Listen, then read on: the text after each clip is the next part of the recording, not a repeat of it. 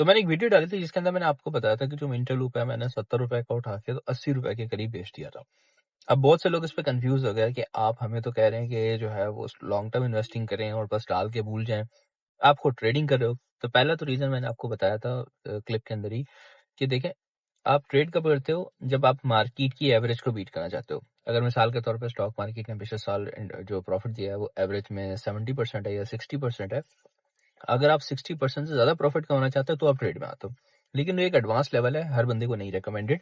शुरू में आपको जस्ट लॉन्ग टर्म में पैसे जमा करने हैं, जब एक अच्छा कैपिटल हो जाएगा ना फिर आप सोचिएगा इन चीजों में। सही। और दूसरा क्या कि अब जिन लोगों को ये चीज समझ में आ गई है, अब जरा उनको थोड़ा एडवांस लेवल की चीज भी थोड़ा सा बता देता हूँ। देखें, इंटरलूप 18 महीने से सोया हुआ था, ठीक है। 18 महीने से सोया हुआ था और कोई खास प्रॉफिट नहीं आ रहा था, एक ही रेंज में घूमे जा रहा था, ठीक है। और आप हमेशा जो है ना वो जब कोई चीज उठाते हो तो आप एक अपॉर्चुनिटी कॉस्ट भी दे रहे होते हो, ठीक है। और मेरे जो मैंने आपको बताया कि मैं जैसे 15 स्टॉक्स की एक लिस्ट निकाल लेता हूँ और उसके अंदर मैं खेलता रहता हूँ, ठीक है ना। अब मुझे नजर आ रहा है कि मेरी 15 की लिस्ट में से 10 स्टॉक जो हैं वो एक अच्छा प्रॉफिट मुझे दे रहे हैं, और इंटरलूप जो है वो मेरा कैपिटल या पैसे रोक के बैठा हुआ है, वो मुझे प्रॉफिट ही नहीं दे रहा।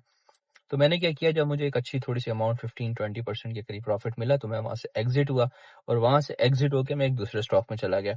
वहां से मैंने 40% का प्रॉफिट कमाया, और वही अपॉर्चुनिटी कॉस्ट अगर मैं मिसाल के तौर पे इंटरलूप में ही बैठा रहता तो इंटरलूप ने भी टेक्निकली मुझे घूम फिर के 30% तक ही देना था, 35 तक। तो इतने टाइम में मैंने उसी कैपिटल के साथ दो मुख्तलिफ ट्रेड्स लेके 40% और एक में 25% का प्रॉफिट निकल आया, ठीक है। तो यानी कि मैंने एवरेज मतलब मार्केट को बीट करने की कोशिश की। अभी ऐसा ऐसा चीजें आप जाके समझते जाएंगे तो पॉइंट इसके जब आप कोई चीज होल्ड करके रखते हैं ना, तो आप एक अपॉर्चुनिटी कॉस्ट भी दे रहे होते हैं, क्योंकि अगर आपके पास वो चीज पड़ी हुई है और बाकी चीजें ऊपर जा रही हैं तो ऐसा भी तो हो सकता था ना कि आपकी वाली चीज भी ऊपर जा रही होती।